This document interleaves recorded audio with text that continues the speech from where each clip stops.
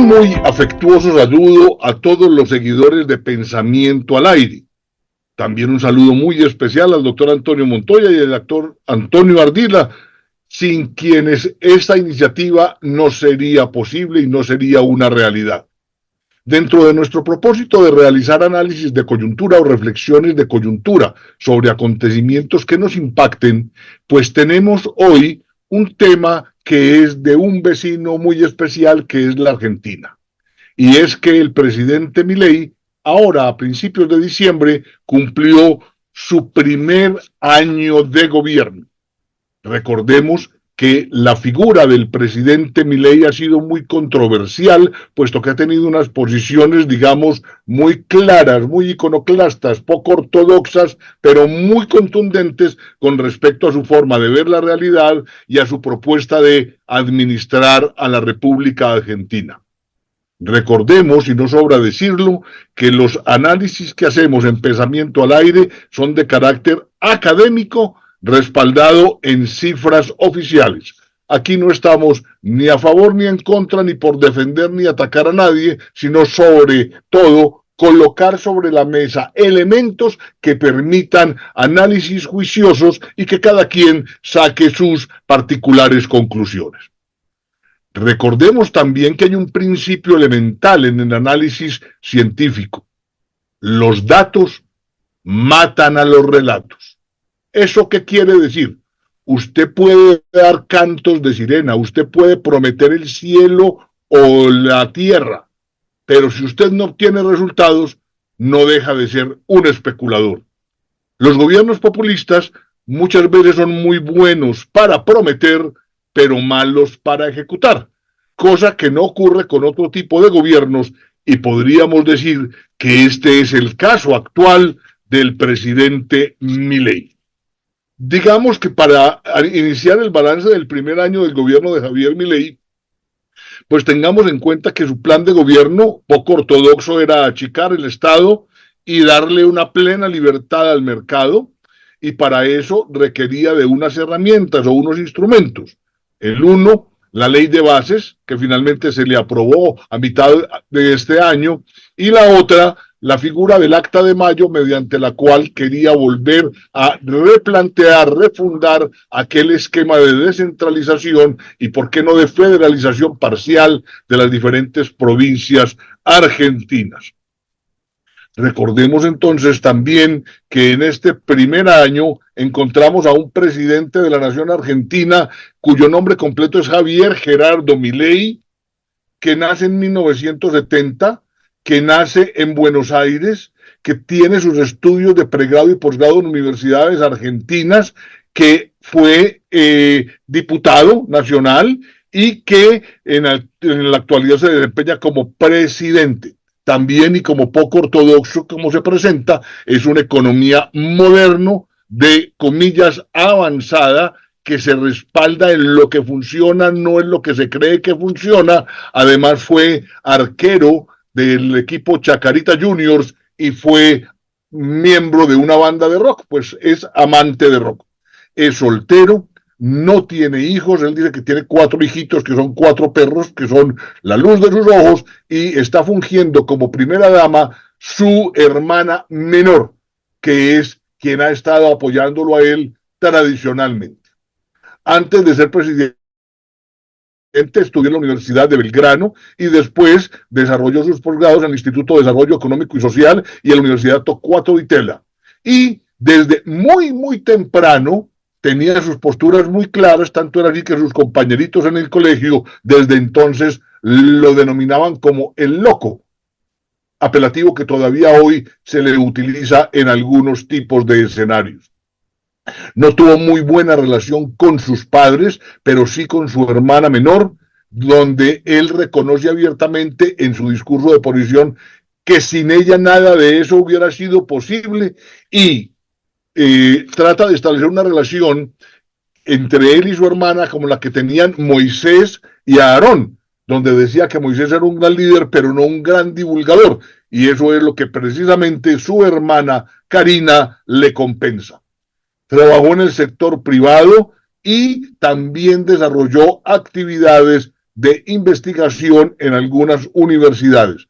También trabajó en una obra de teatro llamado El Consultorio de Milei, lo cual le dio cierta visibilidad y, por qué no, cierto rasgo de particularidad dentro de sus futuros adeptos. Es amante del rock, es amante del rock, es amante de los perros, tanto era así que en su discurso de oposición habla también de que les agradezco al triunfo a mis hijitos de 4 patas. Muy bien, en el 2021 es una carrera meteórica. Milei logra su primer cargo al ser elegido como diputado nacional y empieza a incursionar en la televisión argentina. Es un descubrimiento del periodista Roberto García, quien reconoce que este señor Milei dice cosas diferentes al resto de los economistas. Él lo que dice es que Argentina fue una gran potencia, que los gobiernos sucesivos hicieron que esto desapareciera y que él iba a reconstruir la grandeza de Argentina, obviamente dejando de hacer más de aquellas cosas que fueron las que la llevaron a la catástrofe. Muy bien. Esto lo denominó como la batalla cultural y era como la alfabetización o el espíritu misionero de volver a culturizar al pueblo argentino alrededor de aquellas posturas que implicaban sacrificio, pero que tenían la bondad de resultados ciertos en otras épocas. Hay que entender que la palanca del manejo de este actual gobierno es la economía y el pragmatismo. Y eso, pues, en el sector político no es como muy bien visto ni muy bien recibido. Digamos entonces que la televisión le sirvió de escenario para potenciar su imagen, visibilizarlo y empezar a generar las controversias contra los aporreados gobiernos actuales o en su momento de la Argentina. Él se autocalifica como un liberal libertario, como un anarquista de mercado. Él dice que considera al Estado como un enemigo si el Estado, como el Leviatán, empieza a pensar en sí mismo primero que en los ciudadanos y que los impuestos son una rémora de la esclavitud. Es enemigo de los impuestos y obviamente reconoce que se debe ser productivo y se debe contribuir en sus justas proporciones. También dice que quiere un gobierno limitado, quiere decir no muy grande, y un respeto pleno a la propiedad privada y al libre comercio. Esto es importante porque es una frase de esas que muy pocas veces se dicen. Comillas. No venimos a inventar nada. Venimos a hacer las cosas que la historia demuestra que funcionan.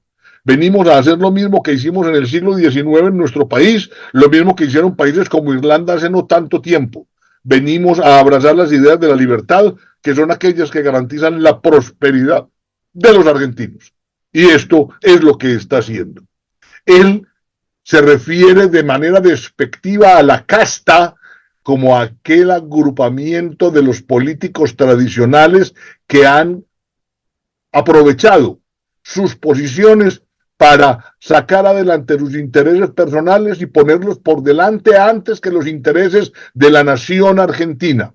Dice que no solamente va a dar un salto de 360 grados, sino de 540, porque es que Argentina, con los últimos 180 grados, se va a poner de nuevo de pie. Dice, con algún tipo de perspicacia, que él tiene que seguir estudiando con respecto al cambio climático, porque hacía poco, dice él, se hablaba de que nos íbamos a congelar y que hace poco empiezan a decir que es que nos vamos a calentar. Entonces él dice que hay discrepancias y no hay posiciones absolutas ni verdaderas en términos científicos por parte de los estudiosos. Con respecto al aborto, dice que está en contra, pero que respeta la voluntad y que de pronto va a llevar esa ley de aprobación o no a nivel de plebiscito. ¿Cómo ganó las elecciones?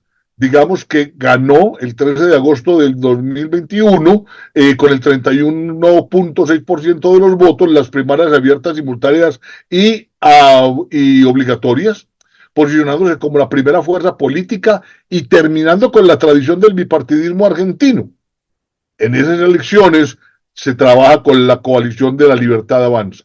En primera vuelta logró una votación del 29,99%, 6 puntos por debajo del candidato oficial y tradicional, el señor Massa. En el resultado, En las segundas elecciones sí fue una cosa absolutamente distinta, le sacó 11 puntos a su rival Sergio Massa y empezó el gobierno de la transformación en Argentina. Como presidente entonces, Javier Milei parte de una frase que muchos conocemos y lo hemos utilizado aquí en Pensamiento al Aire. Los buenos tiempos crean hombres débiles. Los hombres débiles crean tiempos difíciles. Los tiempos difíciles crean hombres fuertes. Y son los hombres fuertes quienes crean buenos tiempos. En esto, para eso está la presentación, para que ustedes con detenimiento lo analicen. Vamos a recalcar los titulares de los principales hechos, de qué encontró él al iniciar su gobierno y qué está entregando como resultados en su primer año. En el 2023 encontró una inflación del 17.000% anualizado. Señoras y señores, esto es una cifra difícil de entender y comprender a nivel intelectual. En el 2024 la tienen en 1,2%. Esto es absolutamente asombroso. El déficit fiscal trabajó con 15 puntos de déficit fiscal consolidado en el 2023 y hoy ya hay un superávit fiscal. O sea, logró sanear las finanzas en términos fiscales.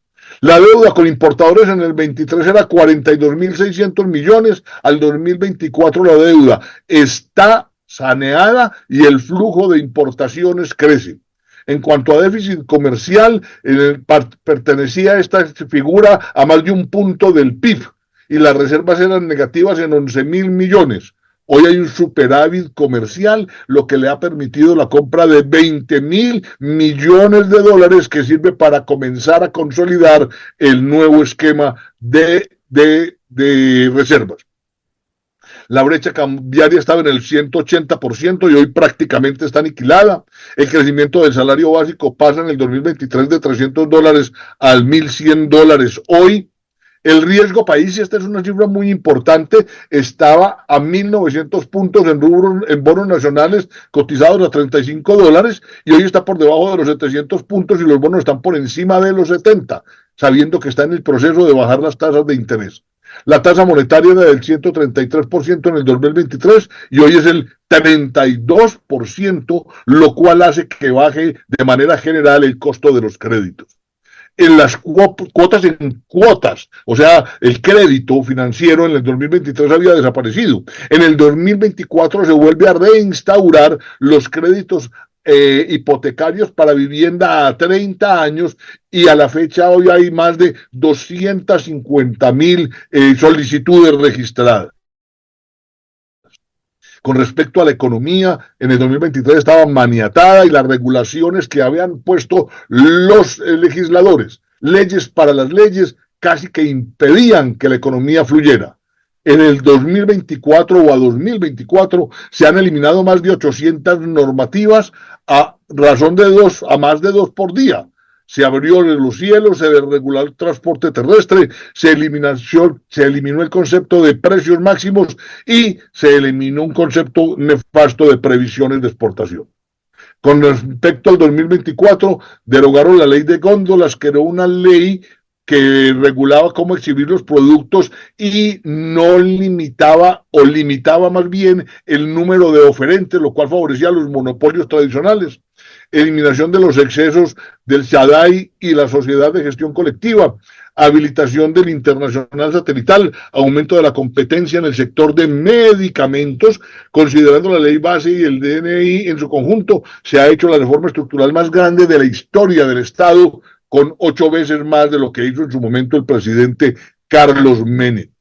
La ley de alquileres, que era una cosa que tenía frenado el mercado inmobiliario y lo volvió especulativo, hoy hace que los contratos de alquiler sean libres entre las partes y el precio del alquiler ha disminuido hasta en un 30%. El sistema TIA, este sistema SIDA, era un sistema aprovechado para cobrar coimas en las importaciones. El sistema integral de registros arancelarios.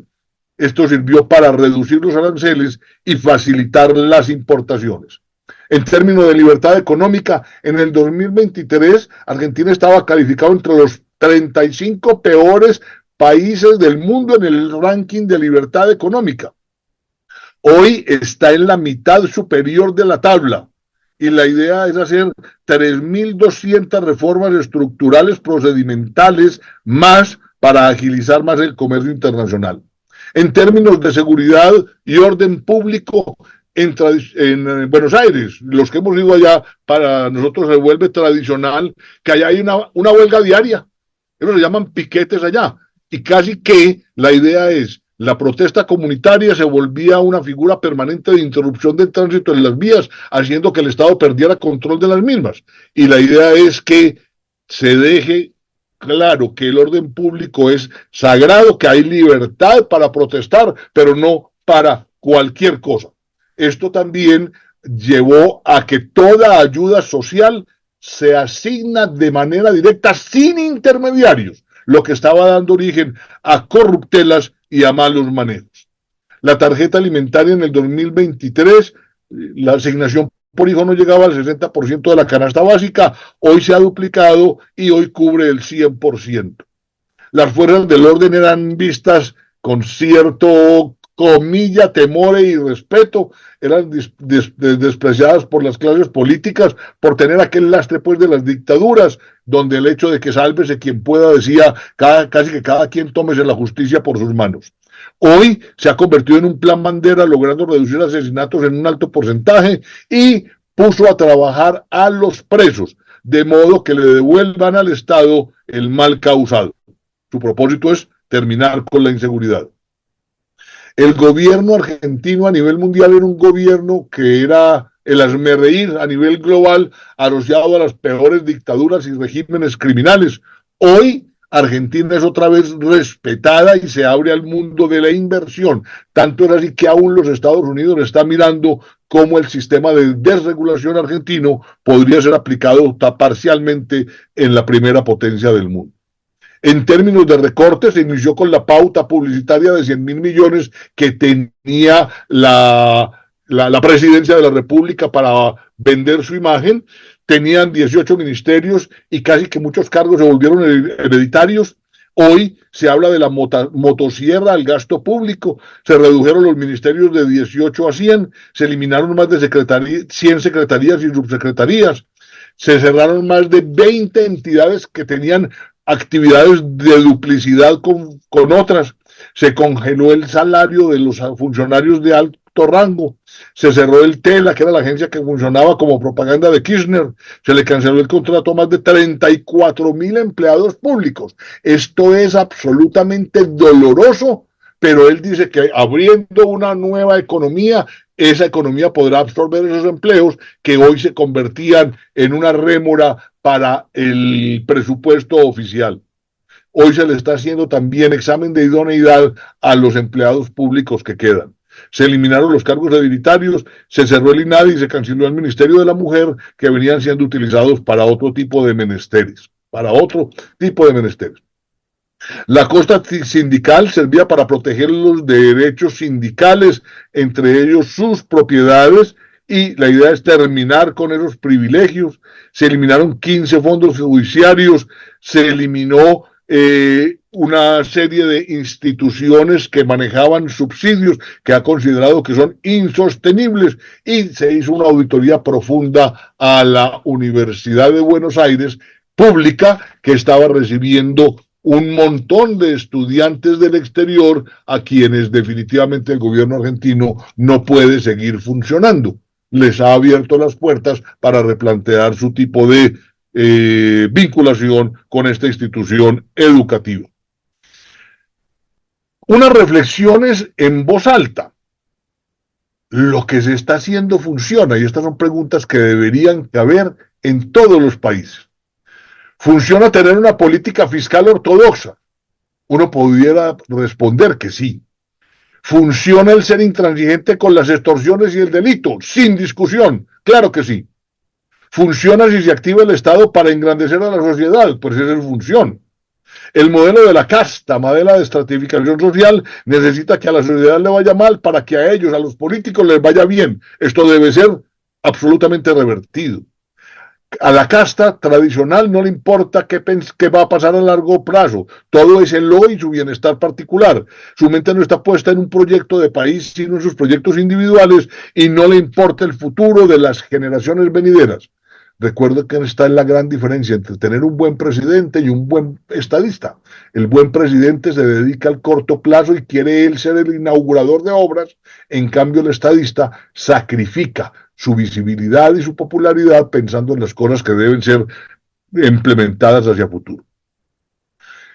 El año 2025 va a arrancar en Argentina con una baja inflación y un alto crecimiento económico.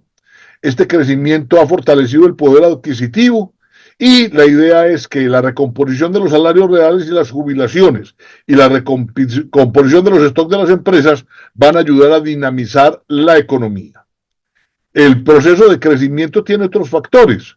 La idea es que la cuestión estructural, el ahorro realizado en el año pasado, en el año 2024 de 15 puntos, que hace que esto genere un case importante para que el sector privado y el público tengan capacidad de inversión.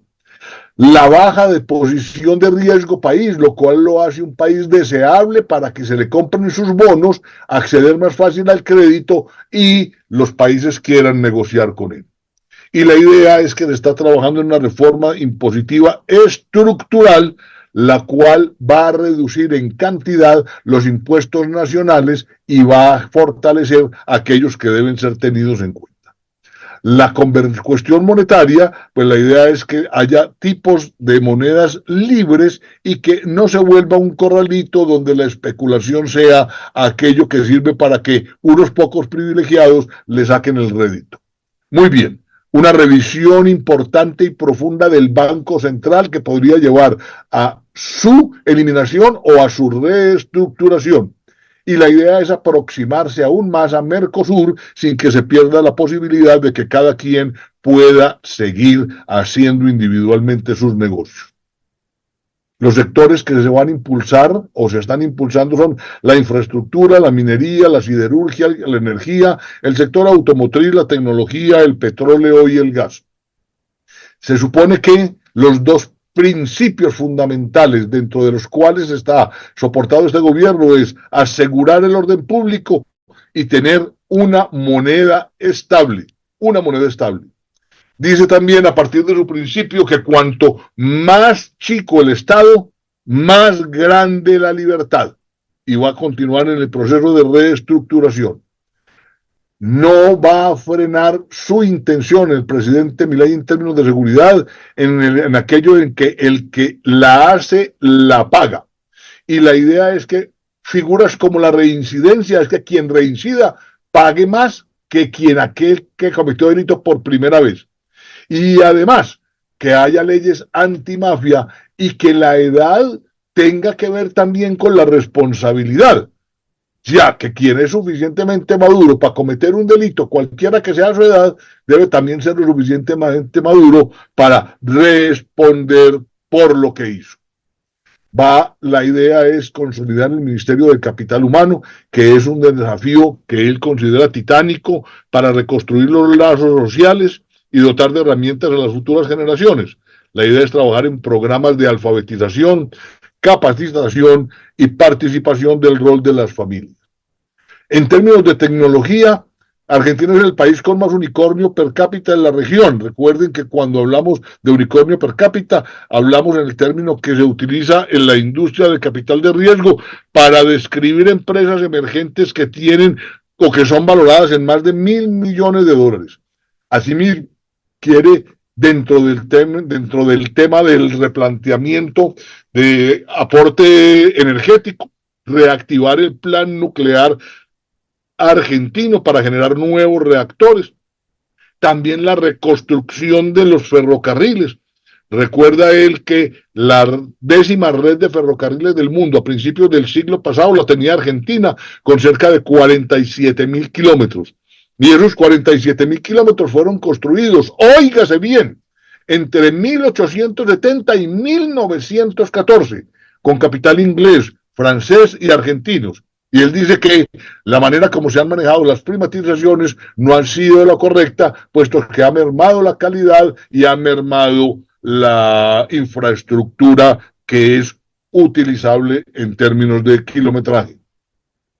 La idea es que en tecnología, la idea es facilitar y profesionalizar los procesos de privatización de las concesiones de los ferrocarriles, sobre todo en el área metropolitana.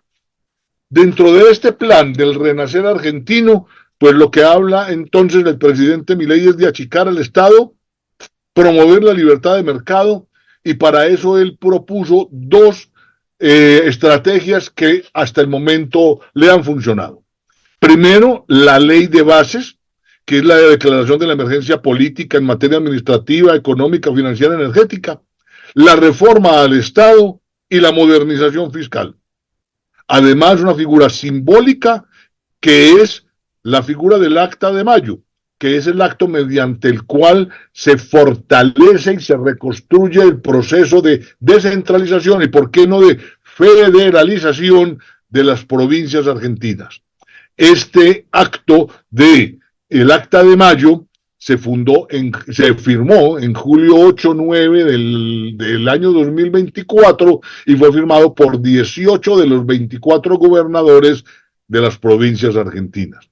Recordemos que dentro de un gobierno democrático, cuando se quieren hacer reformas, pues la idea es trabajar de la mano con el Congreso. Recordemos que en Argentina hay una asamblea bicameral, la Cámara de Diputados tiene 257 miembros, la Cámara de Senadores 72. Dentro de la Cámara de Diputados hay dos fuerzas importantes, que es Unión por la Patria con 99 miembros y la Libertad Avanza con 38. Tienen 137 miembros, un poco más de la mitad de lo que se necesita para aprobar las leyes. Y en la Cámara de Senadores, el Frente Nacional y Popular tiene 17, la Unidad Ciudadana 16 y la Unión Cívica Radical 13. Obviamente también existen otros movimientos. Simplemente para tener claro en qué consiste la ley de bases, es una ley que se tramitó ante el Congreso, que tenía la solicitud de 11 facultades, finalmente fueron aprobadas 4, y un espacio de 2 años para desarrollarlas, le dieron 1 año. Esta es una ley que otorga facultades extraordinarias al presidente alrededor de temas como la declaración de emergencia y delegación legislativa, privatizaciones, procedimientos administrativos, empleo público, contratos, acuerdos transnacionales, promoción del empleo formal, modernización laboral, temas de energía, régimen de incentivos para grandes inversiones y medidas fiscales. Ese es el gran paquete. El segundo, complementario, es la ley de medidas fiscales paliativas y relevantes. Y la tercera es la creación del Ministerio de Desregulación y Transformación del Estado. Pilas con esto. Algunos hablan de grandes acuerdos nacionales, pero el acuerdo nacional no es un brindis alrededor de una mesa, no, es una agenda que se debe construir entre todos los actores, refrendado por el Congreso en medio de una gran democracia. ¿De qué habla el Acta de Mayo? De 10 puntos. La inviolabilidad de la propiedad privada, el equilibrio fiscal innegociable, la reducción del gasto público a niveles históricos en torno al 25% del PIB, una educación inicial, primaria y secundaria útil y moderna con alfabetización plena y sin abandono escolar, una reforma tributaria que reduzca la presión impositiva, simplifique la vida de los argentinos y promueva el comercio, la rediscusión de la coparticipación federal de impuestos para terminar para siempre con el modelo extorsivo actual que padecen las provincias, el compromiso de las provincias argentinas de avanzar en la explotación de los recursos naturales del país. 8. Una reforma laboral moderna que promueve el trabajo formal. 9. Una reforma previsional que le dé sostenibilidad al sistema y respete a quienes aportaron. Y por último, 10. La apertura al comercio internacional de manera que la Argentina vuelva a ser protagonista del mercado global. Como ustedes pueden ver, hay un ejercicio que se está haciendo con una estrategia diferente a muchos de los actuales gobiernos de Latinoamérica. No vamos a hablar de izquierda, derecha, ni derecha, izquierda. Finalmente todos proponen cosas muy buenas, pero no todos logran concretarlas. Esto es algo que nos debe servir para retroalimentarnos a nosotros mismos en Colombia y poner claro el 1, 2, 3. No es con anuncios, no es con promesas, no es con especulaciones, es diciendo y haciendo, generando una agenda. Fíjense, 10 puntos, qué fácil, 10 puntos, esto es lo que vamos a hacer entre todos, hagámoslo. Una invitación para que entonces enfrentemos el nuevo año con un prudente optimismo, que recibamos el 2025 con expectativas sanas de salud, tranquilidad y éxitos en nuestras distintas labores. Un fuerte abrazo y mucha suerte.